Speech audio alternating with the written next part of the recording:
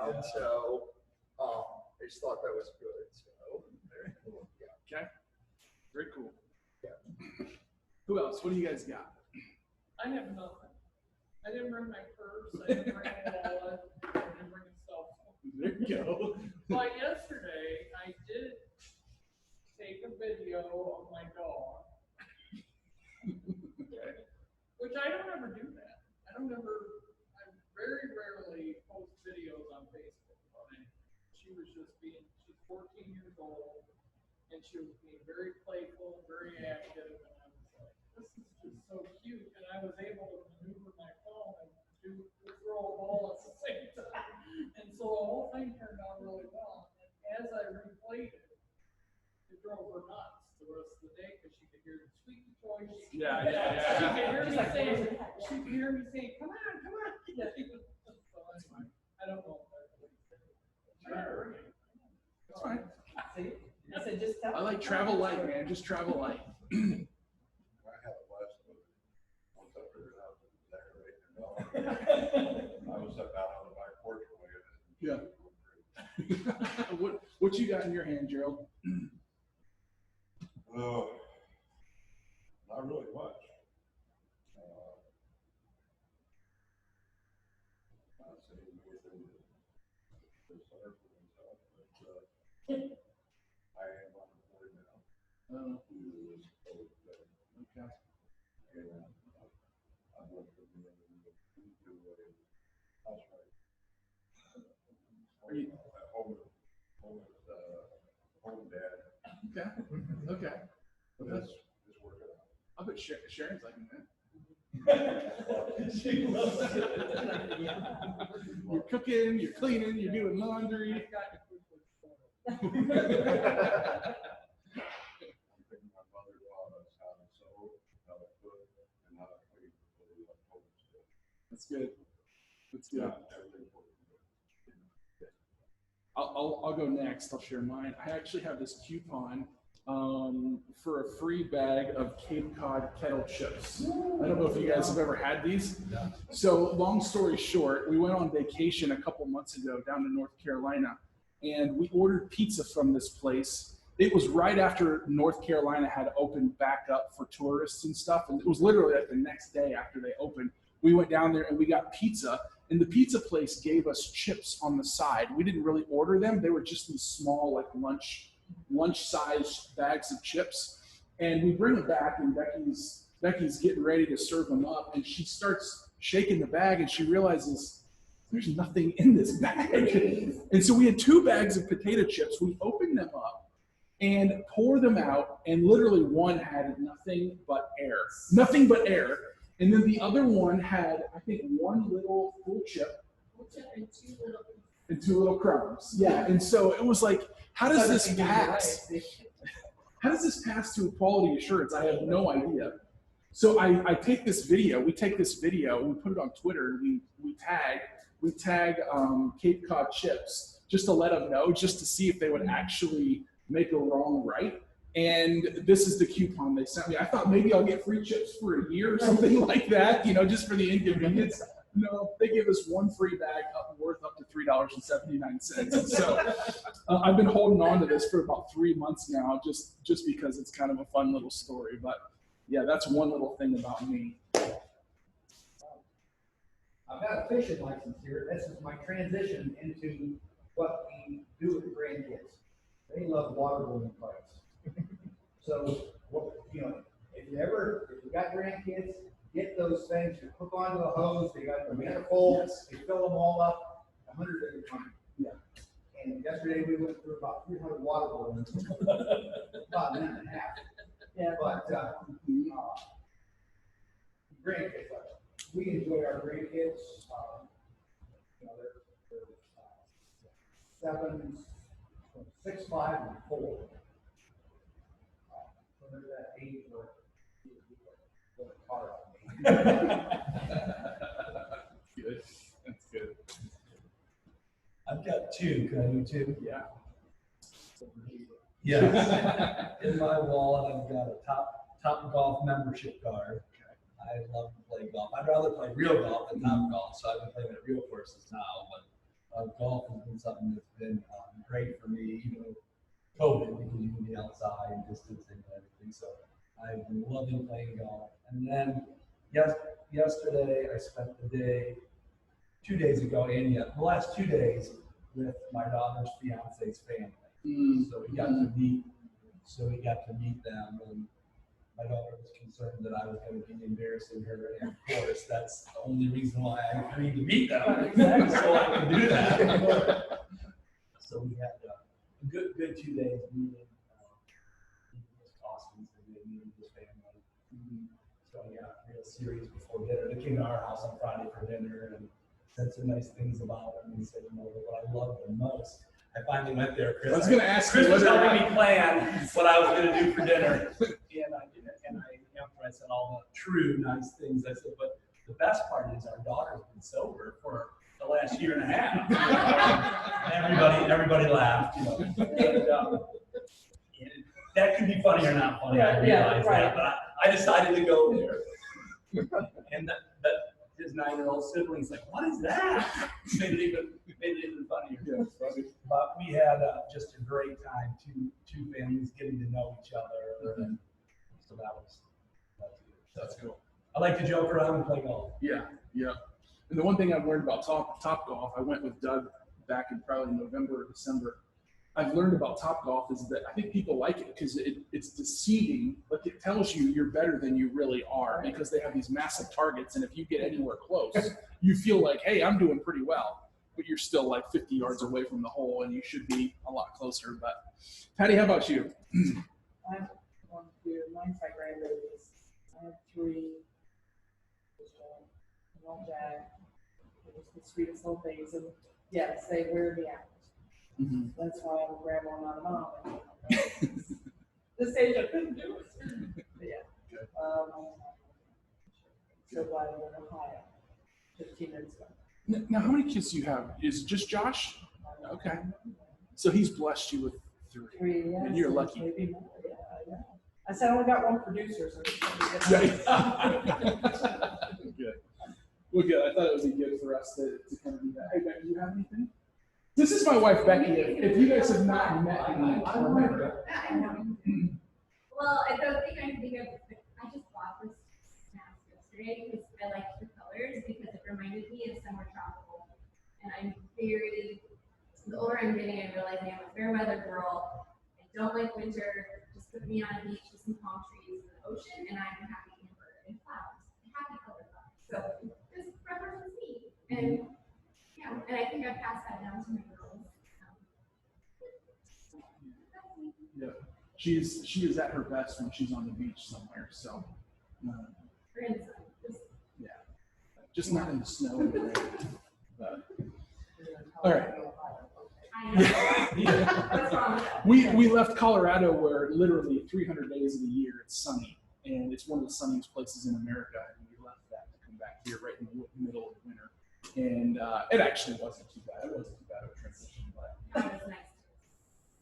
yeah, it was an easy transition. So so I thought we would just kind of do that just as a way of introduction, loosen you guys up a little bit. My hope, once again, is that through these huddles that we have, 4 or 5 times a year, that we will have opportunities to just connect more and more. And I know that the reality is that you're not all going to be able to be at every huddle. The next one, some of you might be here, and we might have some new people that jump in, but over the course of hopefully years through these huddles, you guys will feel like, man, I would want to be a part of these because I feel like I'm connecting with people that have similar interests, similar investments, that are going through similar stages of life, maybe similar struggles, maybe similar, successes, all of these things. And that as we grow larger as a team, we'll start to feel like we're connected more to the team.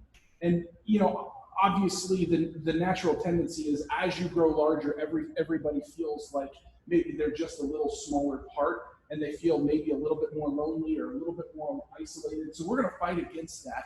And we're going to try to create these opportunities for you guys to feel like you're part of something significant and a part of something special, and you're not just isolated and lonely out there on an island doing the hard work of ministry. And so with that being said, I want to ask you guys some questions, okay? And this is a chance for you guys to share freely what you feel comfortable with, but I just want to ask you guys how you're doing. And more specifically, let me put it this way. What is one emotion or struggle that you have battled in the last 5 months with all of this COVID? Obviously, we probably don't get a whole lot of platforms to just share, like, and this is in an honest moment of transparency, this is kind of what I've struggled with. And this is maybe how you could pray for me. And so I'd love for you guys to just share a little bit about something that you've battled or struggled with over the last few months.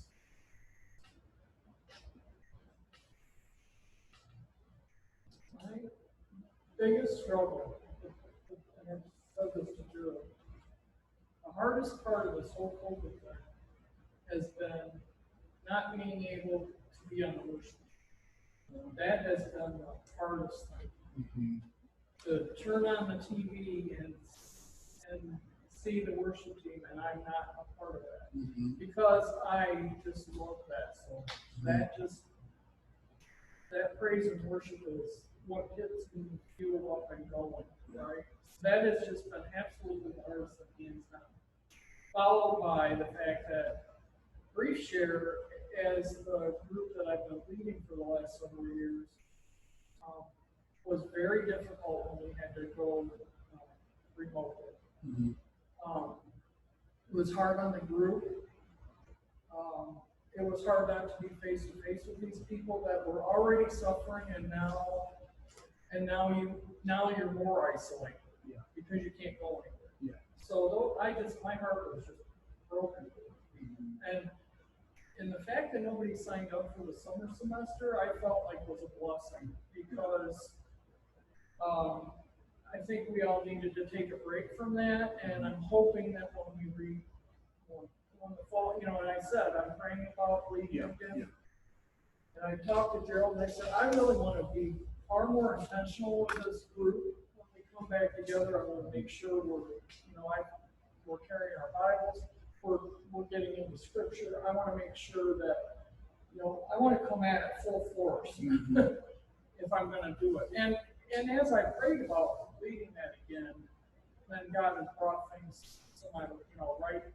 I've talked to somebody at work who lost his wife, and he wanted to show me his headstone, and I talked to somebody else. All of a sudden, people are starting to come in front of me and answering that prayer if I should lead again. But I'm really hoping we can do it face to face. I really hope we can get in a room, because the online thing is just, for that group, I think is just really good. Mm-hmm. Our next season's bunch, we're looking at prophecy, end times, sort of things, and that's given a lot of opportunity to talk to people. This COVID thing has opened up a lot of folks' eyes to, is Satan really doing something in the world? And the obvious answer is yes. I believe that behind this is a lot of satanic activity. I'm not going to go wild on you here, but this has given a lot of opportunity. We've been able to witness to a lot of folks about using COVID and stepping into the spiritual. We've got people that relatives who were agnostic that are interested, and so even with everything that's going on in the news, strife and everything, God is using this, I believe, in a powerful way, especially in America, to open our eyes up back. Absolutely. I think for me, during this last, I think you said 5 weeks or so, it's been courage. Courage has been a reoccurring theme for me to have more courage, to do things differently, minister differently, different seasons to have that courage to step into the unknown and kind of like to know everything that's going to happen. Planning. We don't know what's going to be tomorrow, but have the courage when the Lord tells us to it's a step by step. So. Yeah, that's so good. And I would say along those lines, Doug, for me, one of my biggest struggles has, I actually did pretty well with the isolation. There's an introverted part of me that really liked it at first, and then it got old after about 2 months. And I started coming into work because I was like, I can't stay home any longer. It was driving me nuts after a while. But the one thing that's been a struggle for me is feeling like I'm new to this ministry, right? Like we started early November and I'm just getting off the ground. We launched one semester pretty successfully back in the fall, or I should say the winter. And no, it would have been the fall semester that we got launched. And then all of a sudden all of this hits and I feel like, man, I'm just starting to learn names and I'm starting to learn, I feel like I'm getting my feet on the ground and all of a sudden I don't know where I'm taking this any longer, and I don't know how to like adapt or evolve, and everything was just happening. The world was changing so fast and I didn't feel like anything was super familiar already to where I could handle the quick, like almost like the knee jerk of having to, adjust and adapt. And I felt like I didn't have confidence. And when I don't feel like I have confidence, I don't feel competent. And that was tough for me. And luckily I have people that have been, Doug and Pastor Dave, they've been really patient with me and still moving forward. But trust me, there's a lot of behind the scenes where you guys might even think, oh, Chris is doing a pretty decent job or whatever. And I'm like behind the scenes saying, I'm just kind of going with it. And hopefully we're going in the right direction and trying to make the best decisions. But that was probably the hardest thing for me over the last 5 months. And even moving forward, there's still nothing is certain. Nothing is certain for the fall semester, and nothing is certain into 2021. We're still moving forward with optimism and still planning like things are going to be normal, which we'll talk about in a moment. But things could evolve even more as we go. So that was a big struggle for me.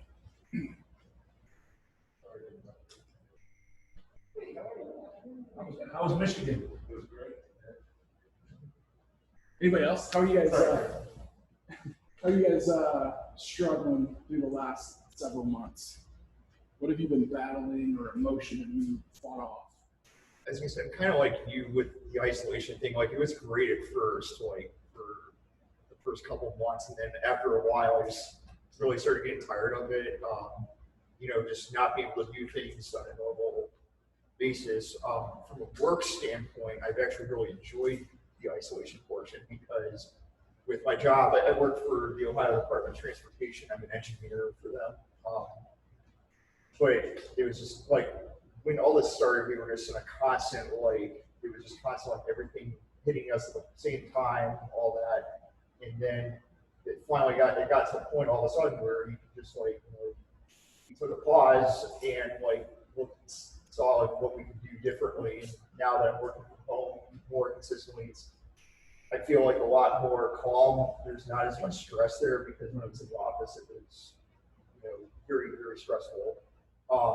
And there's still stress there, but it's just not as intense as it was. And then I've also, I guess, at times felt anger because, it's just with not the non-work activities outside of work, it's like, to see like, I live on my own, so it's kind of a hard thing to deal with. And as a young adult, I think we all want to like be out there and work very active and stuff like that. Just not just here, but in general.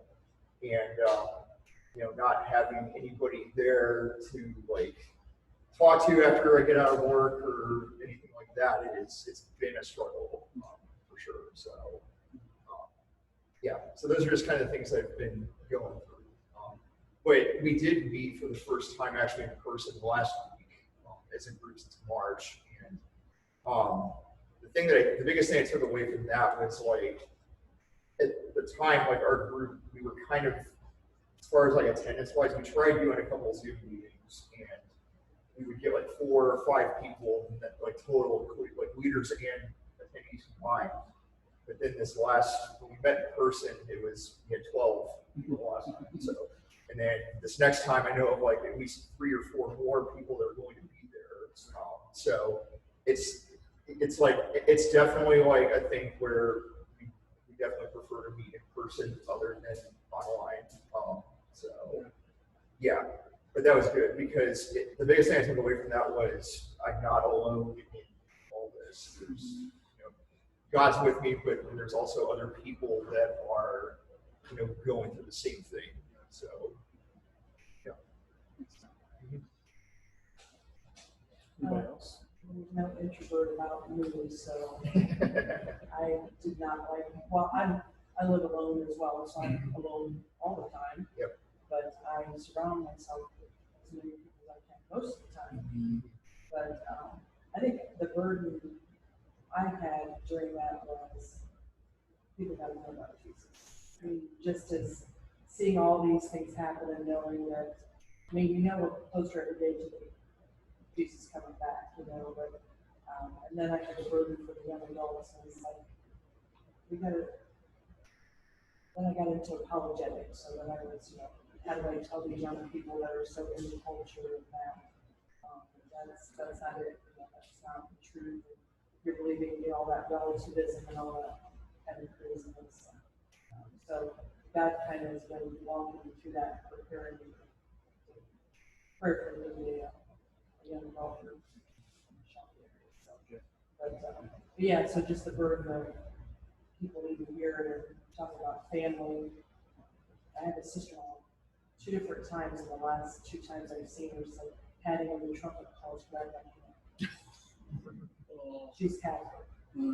We've had conversations before, like she was like, are you sure you're going to heaven? I'm like, I'm absolutely sure I'm going to heaven. And it's just like, God, how many times you're giving me this opportunity and I don't really step up, like you said, have the courage to speak it, so now I'm praying, okay, Lord, I know you've given me twice, and I just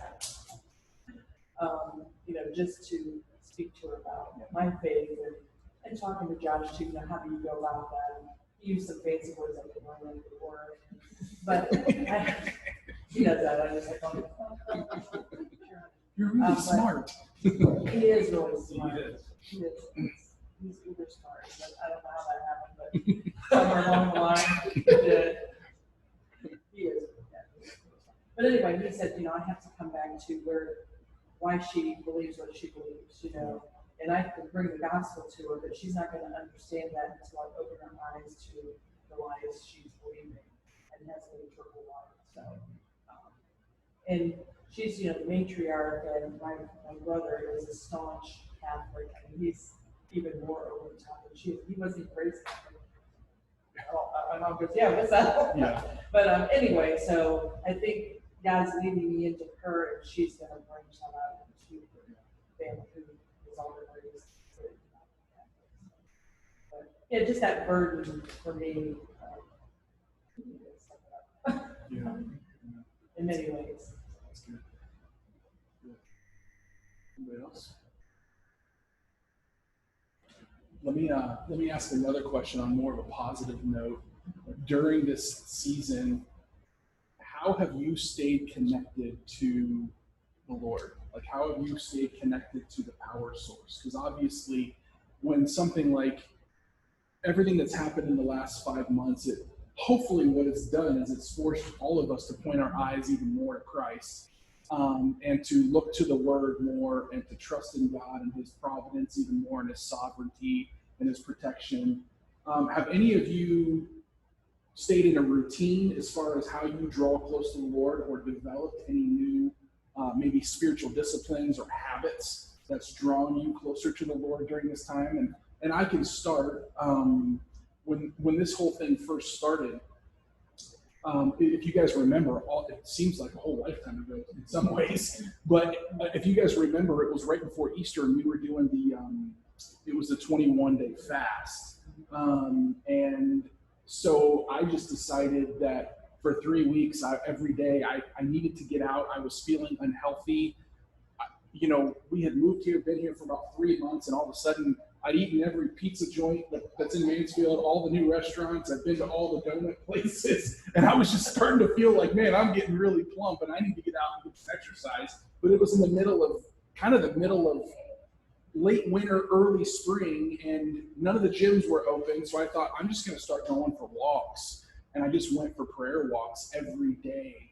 And I do my best praying when I'm on the move, oddly, because if I'm just like sitting in a chair on a couch or in bed praying, I inevitably I'll doze off or my mind just wanders in all these different directions. So I do my best praying when I'm walking and I'm talking to the Lord. And so that was a really good experience for me because it forced me to not just think my prayers, but to verbalize them, and they were more coherent and more focused.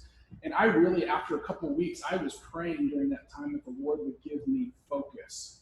Not just for ministry, but just in life in general, because my thoughts were starting to feel really scattered, and I felt like I couldn't pull a lot of my thoughts together, and I couldn't come up with words, and I couldn't remember things, and it was just really weird for me during that season. And I think a lot of it was just a lot of the transition that I'd gone through.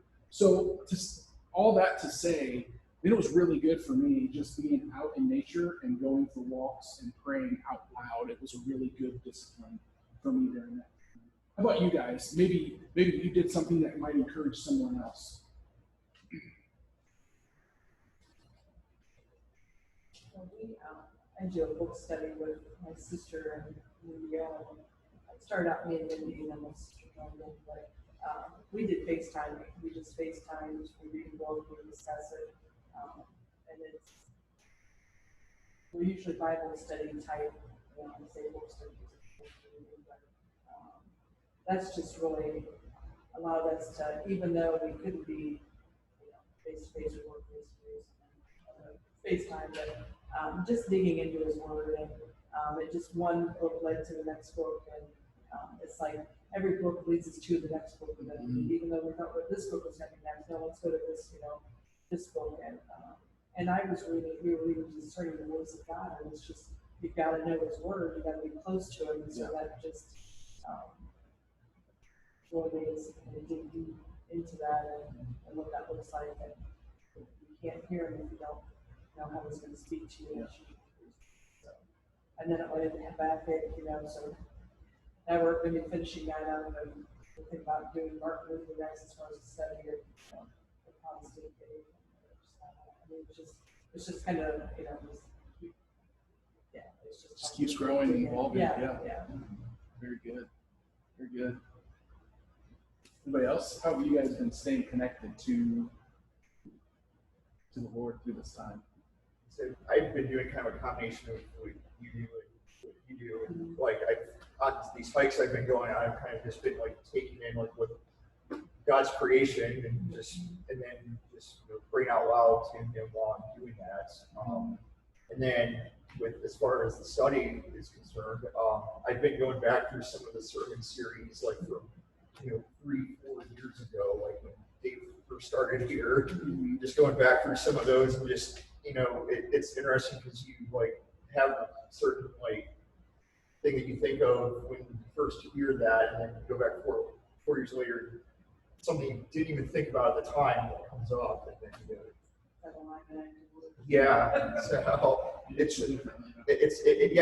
you pick out different things each time you do it. So, and then that's one of the things we've been doing in the group too, is my group's going through the James series that we did a couple of years ago, which was 3 or 4 months long, and you just pick out different things you've never even thought about during that time. So that's been pretty cool.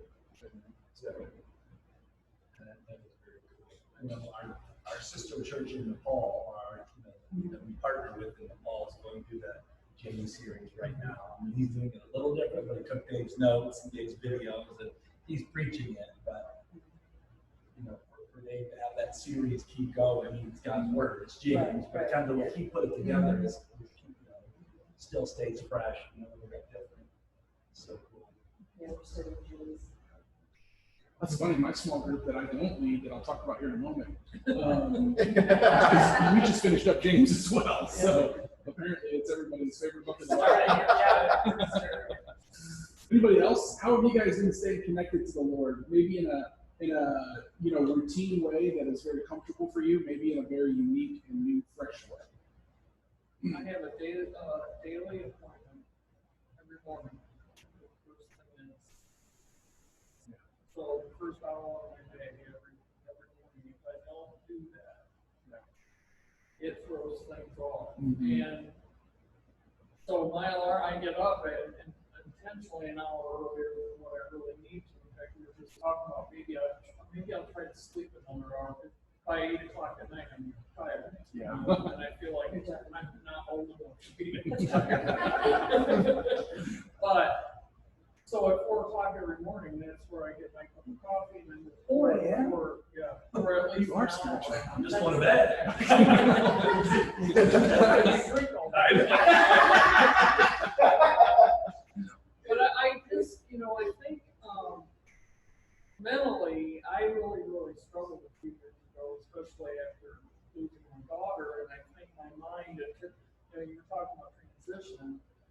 So I was transitioning from being this mom to not being a mom, and it really messed up my mind. And I really like Joyce Meyer. She has a book, Battlefield. Yeah. And I started studying that. And actually, I already had a copy of it, but I didn't know that I had a copy of it. And I went out and bought another copy of it. And then as soon as I bought another copy, I said, oh, I'm right through the book. Yeah. Now I have two. But anyway, I went through that very diligently, and it really helped me a lot to pull myself mentally back together, because I was like, I can't. My thoughts were all over the place. I would sit down to try to spend time with the Lord, and my mind would go everywhere, or I'd fall asleep, or so that really helped a lot. But I've just kept that going. Yeah. That's awesome. That's It's a great really routine. Yeah. Good. Beck, you want to share what you've been doing lately? I'm actually really proud of you. So. So I had already, once we got here, I started making a priority the first thing in the morning. We were living at his parents' house when we first got here, so when the kids went off to school, it was really quiet, so I was trying to take that time. I was pretty all over the place during the day when I would do my quiet time stuff, but I was determined to do it. So when COVID hit and all that, and I ended up working from home, the girls were home from school, and it was just chaotic. It really became important to me. Where I'm not an organized person, I love to be organized. I love the thought of it, but I'm not by nature. And so if I can get myself into a routine, and I stay in that routine, I'm good. But if you mess up my routine, it goes chaotic, right? And I love adventure, and I love flying around the sea, monkey nuts, and all that too. But for this, I realize that's really important to me. So in the mornings, I just am waking up, and the first thing I do, I'll go outside on our deck, because it's the quietest place in the chair. But yeah, just if I don't get that, I can still all this combined. Like yesterday, Chris, because we fly by the same RPS, right?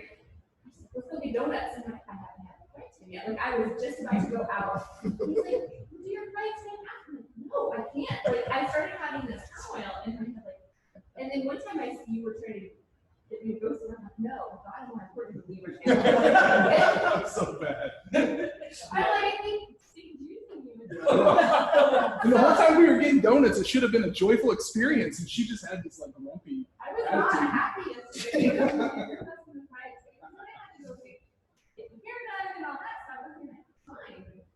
Yeah. So that's where I've been, just leaning into the Lord and because I don't like chaos, and I don't do well with stress and social media in the sense of all the divisiveness that's been going on. So if I can focus first in the it really keeps me grounded. Let me ask another question, and then we're going to get into some information stuff that we'll cover real briefly because it's 9:48. What's one thing as a group leader, maybe it was this last semester, maybe it's just over the course of time, what's one thing that you have learned as a group leader that you're like, maybe this is obvious to everybody else, but I just learned it and it's really helped me to be more effective as a leader, and I want to just share it with other people. Maybe you can teach us in this moment. What's something that you've learned about leading groups or communities that you feel like I could probably teach somebody just by sharing this lesson that I've learned?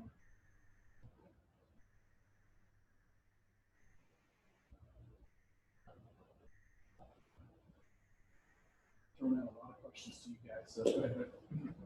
And, probably a lot of things come to mind, but one that I was just thinking about in the last couple of days about leading a group and leadership is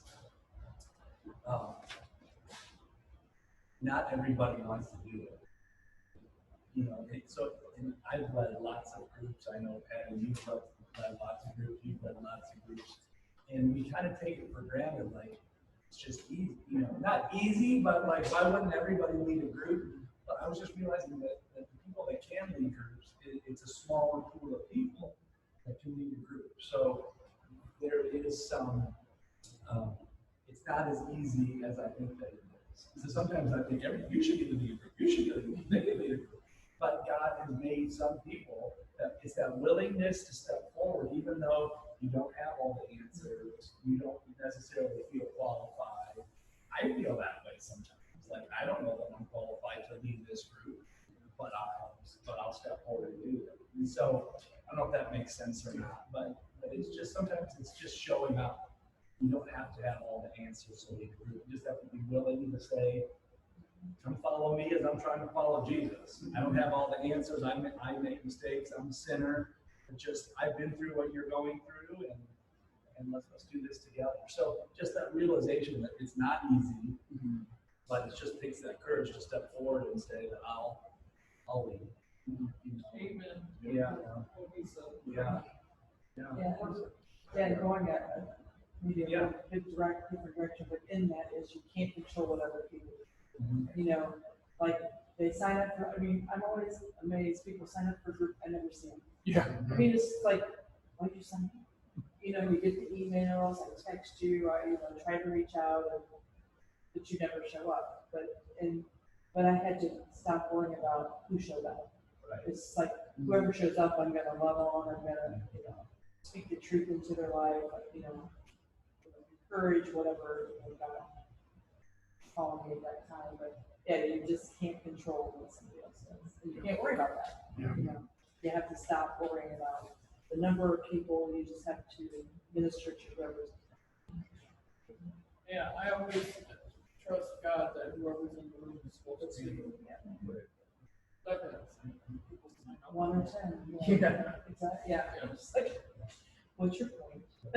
Well, yeah, it's kind of like our micro too. Is like, I mean, we have a Facebook group and have probably 42, 43 people in the group, but probably half of those people have never been to internet that we've had, and we've never heard from them, or we'll like message them and we don't hear from them. So it's like you said. I mean, God puts people there that He knows who's going to be there. So who needs to be there. So here's one thing that I tell myself on that, because we all have that, is that until they unsubscribe, they're still with us, even though they haven't come. Yeah. So even with the email list, I'm thinking for myself, there's some companies that I've got, and then I could unsubscribe from this weekly email that I get. But for some reason I haven't. All I gotta do is go down to the button to unsubscribe, and I'm not ready to unsubscribe yet. So they still got me, right? They're still sending me an email once a week, because I haven't been unsubscribed. Now, I haven't become a customer of theirs yet, but I kind of want that pair of shoes or that golf ball. They still have your attention. They still have my attention. That Bible, maybe it's a Bible study curriculum or something. I haven't unsubscribed. So they're still marketing to me, and I'm still listening. So that's what I think, even though they might not join your group this time. Something made them sign up because they know they needed it or wanted it. So anyway, so that's how I keep thinking about those people, because I'm the same way. I'm like, why would you sign up and not show up? Yeah. But maybe that was their first step of clicking sign up. And that's true too. And then the next, maybe they have some anxiety about coming and It's good. It's good. I know for me recently, I was reminded, it's not something that's brand new to me, but I was reminded of the power of stories. I'm sure in grief share, you guys experience that a lot. There's probably a lot of opportunity and moments where that but our small group that I don't lead, the one I was telling you I was going to tell you about, we just got finished with the book of James, and we just decided for the summer that we were going to share testimonies. Like, and sometimes it's, you know, it starts at childhood and then it's just like life story. Sometimes it's more just life story than it is like spiritual story, but it just kind of is what it becomes. And it's been really cool. Like we had one a few weeks ago that had one couple that they both shared their individual stories, and it had us laughing, it had us worshiping, it had us crying, it had us, you know, bonding. Like, man, I now understood this young man and this young woman on a much deeper level than I ever did before. And it felt like it drew us together. And I just think that there's a lot of power in stories, and it was a good reminder that we need to slow down.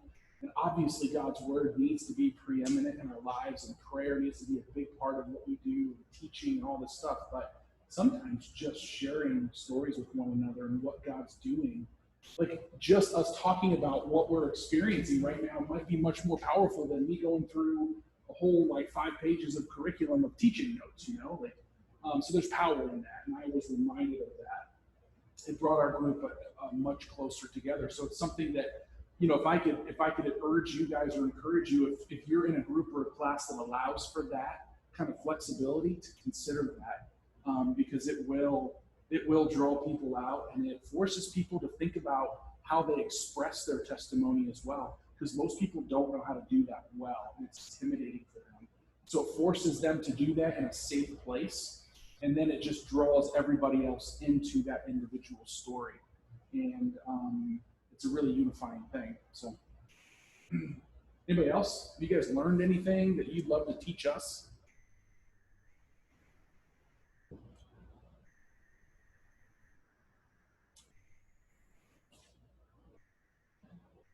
I guess another thing too that I just thought of was, you know, in the case of my group, like we've gone through probably 4 or 5 different leadership changes in the last 3 years, because it's kind of that awkward stage between, you know, college age and then young marrieds, where, you know, people either like come into the group and then they get married to the young marrieds group, or they, you know, come in and it's just like a temporary job assignment that they move elsewhere.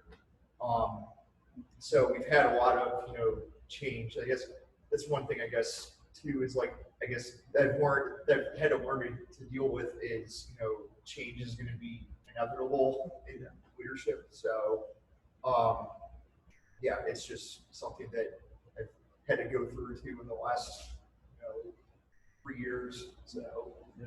Well, especially when you're in a niche like me, I Right. lead singles group years because I'm adults, and you say you have levels of that. And ours is 2, you know, people, even when they start dating, they feel like they're not single anymore. So Right. you can bring that person, you know, Yeah. again. Well, then this last time we just actually had two of our leaders just got married to each other. So Right. now they're going to be probably moving on. Whoa, 2 leaders. So, Yeah. yeah. Slow it down. Yeah. So, There's people out of yeah. Yeah. Well, it actually happened twice. It's Brian and Rachel, and then Ben and Meredith. Yeah. So, Yeah. more. So, I mean, it's just, yeah, it just comes with it, I guess. Right. So,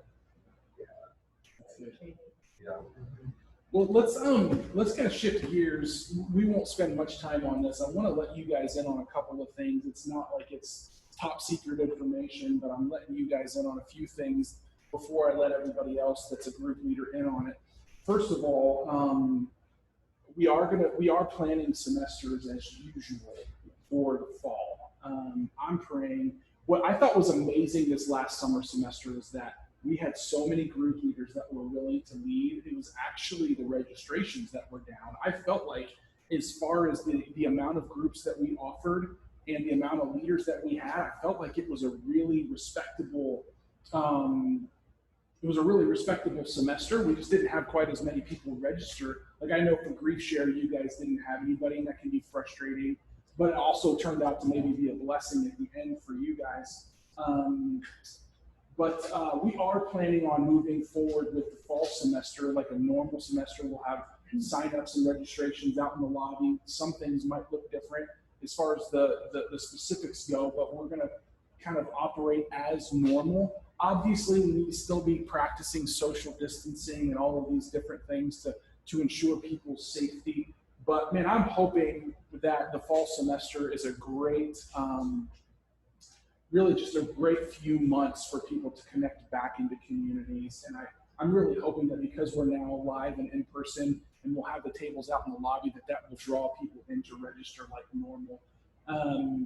With that being said, we are still kind of encouraging some online groups. I know for me, I intend to lead at least one online group. I know Doug is leading 3 of them. It's all the same curriculum, but he's leading basically 3 different groups of people through the same curriculum, and that's been really good. And I know that for different groups, it's different experiences, but I actually asked Doug if you would, because I've been a part of 1, 2, 3 online groups this semester. We've done Shape. I've led a men's group, and then I've been a part of one of Doug's groups that he leads. And I felt like all of the experiences as a leader and as just a participant have actually been really positive. And so I want to keep getting feedback and giving feedback. And so I actually asked Doug if he would just maybe give a couple of minutes of talking about your experience leading online. And the reason I'm doing that is because I'm certainly not going to force anybody to take your group online if you would rather be in person.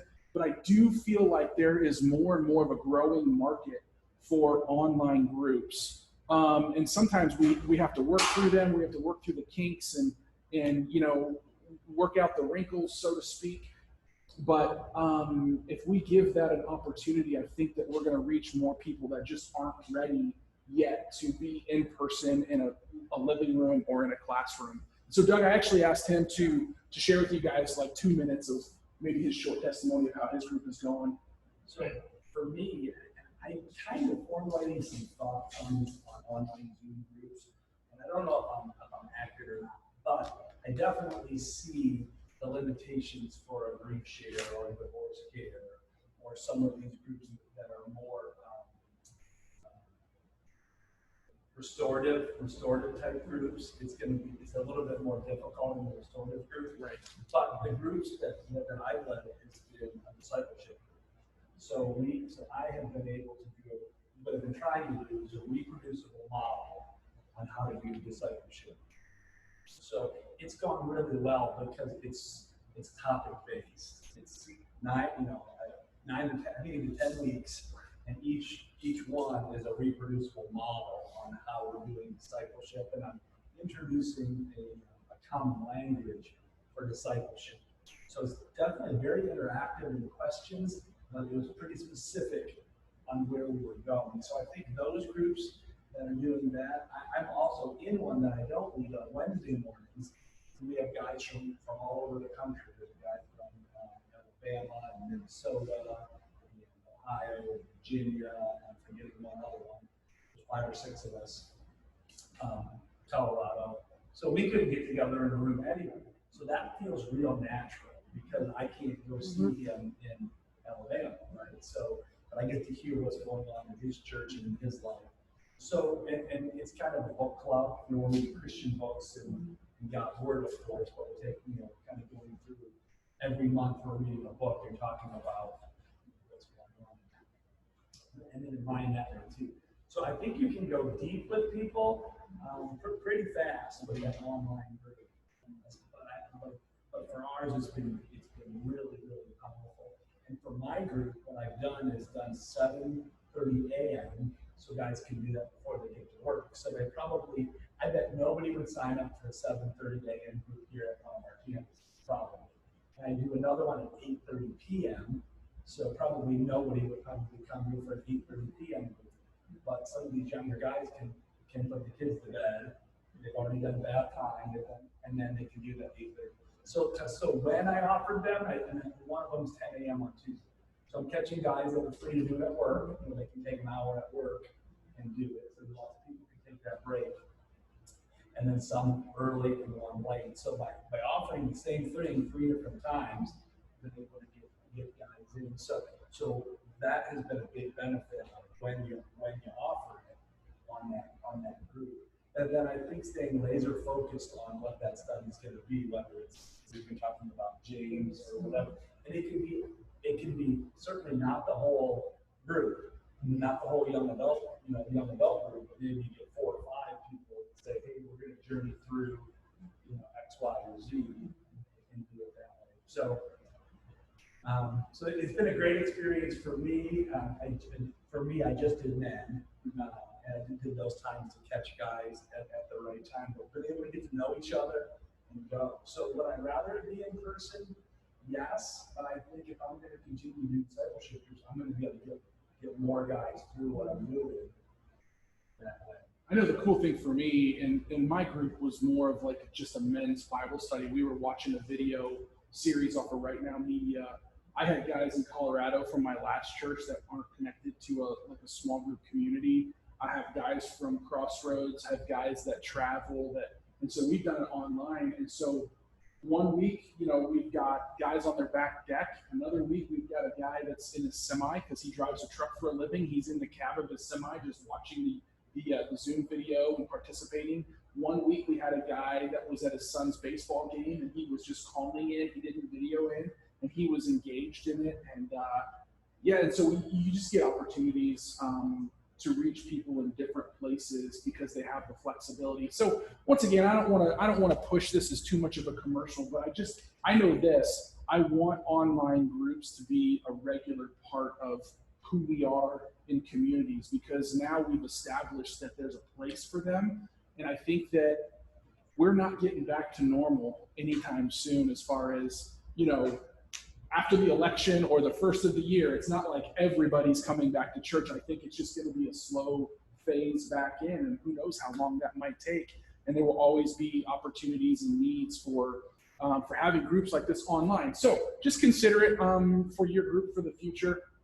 And with that being said, I already said that we are moving forward with semesters. The semester is normal. Just so you guys know that the applications are now online. I will be sending out an email probably tomorrow with the links for you guys to register to lead your groups. There are physical copies out at the info center. If you guys want to pick one up and just fill out one that you can write on, you can do that and then just get it back to me. But those are due on August 7th. So whatever direction you guys decide to go with your groups, make sure you fill out an application. That way we get that information together for the catalog. And I wanted to leave you guys with kind of one last inside thing. If you need to go, Patty, you need to give it to Shelby, but I'm going to give this to you as well before you do take off, and we'll try to finish up here just the next 5 minutes. I thought it would be kind of fun to share a little bit more insider information with you guys. I put this together a couple weeks ago, and this is kind of a track that we're going to be introducing through our Next Steps ministry, and more specifically our communities ministry. We're just calling it Crossroads Growth Track, and I'm really excited about. Thanks, Patty. Yeah, absolutely. I'm really excited about how this is going to give us more structure, I should say, in how we are developing disciples. And so when people are new to Crossroads and they come into our church, I think most people want to know, does this church, first of all, do they care that I'm here? Am I important to them, or am I just going to slip through the cracks? And do they know what to do with me? And what I mean by know what to do with me are they going to lead me well? Are they going to take me from where I am right now to becoming even more devoted, more committed to Christ in the future? And so we've put together this growth track that is, the concept of it is not completely original to me. I took it from another church, but we're going to implement our own content that will be original to us. And the cool thing is that we're going to start introducing this in the fall semester.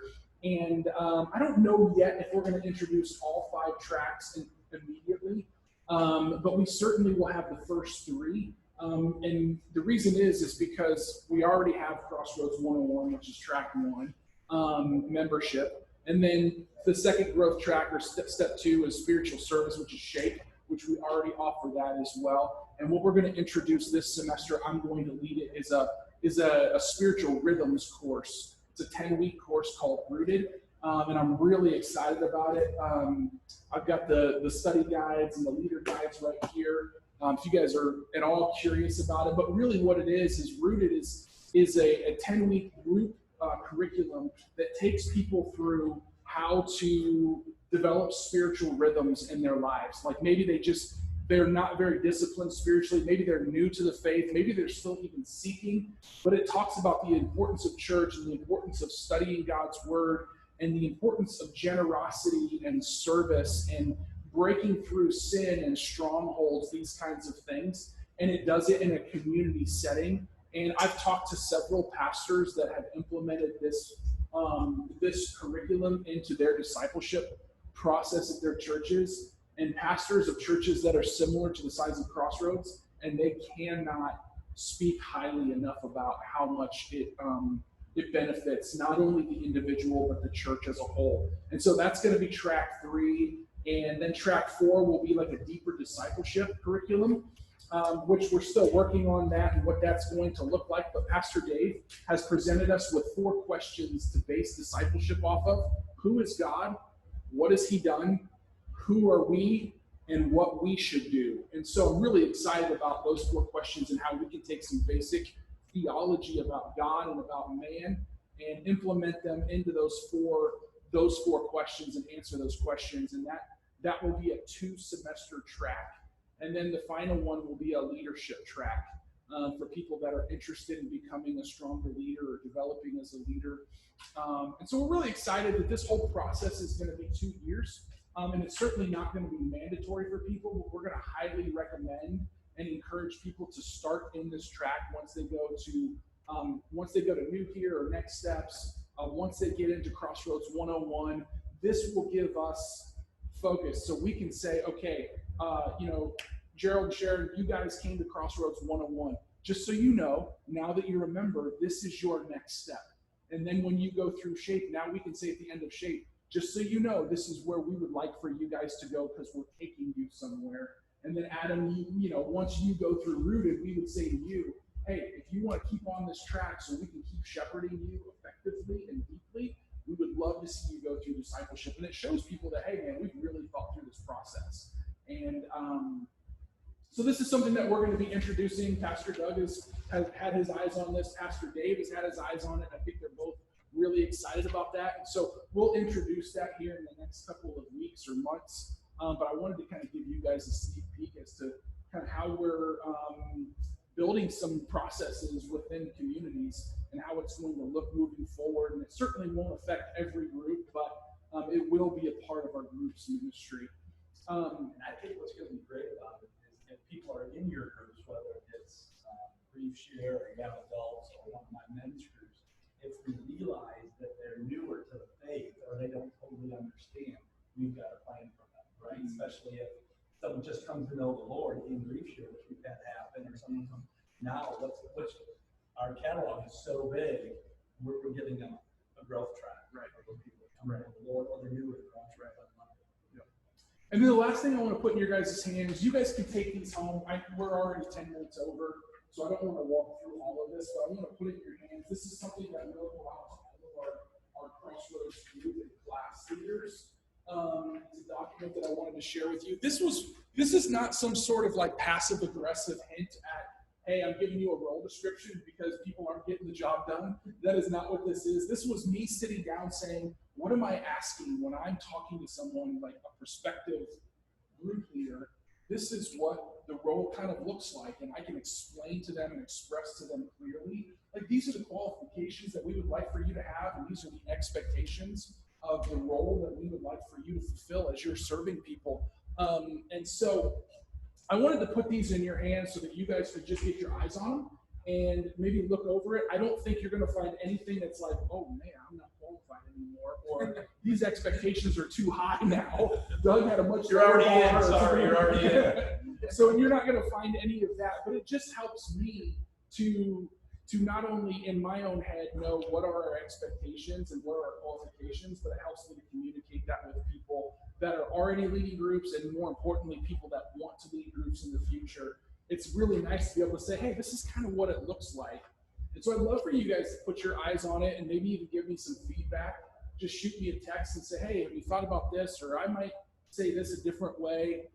This is an opportunity for you guys to speak into this document because it's by no means a final draft.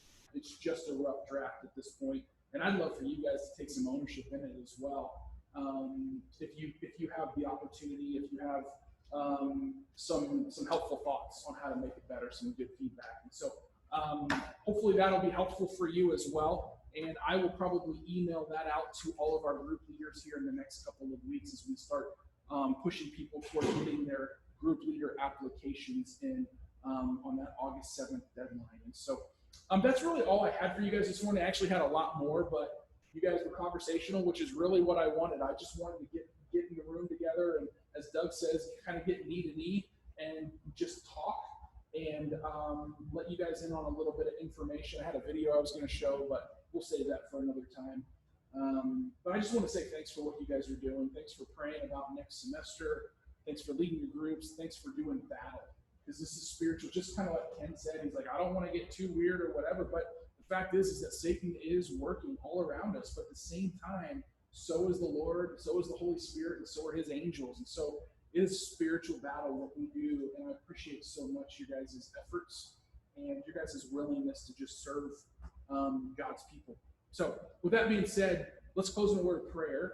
And Adam, would you close us out in prayer? Sure. Thanks, man. Lord, we thank you for today, and thank you that we were able to gather together as leaders for various groups and classes. I pray that you would bless this next semester that we have in front of us.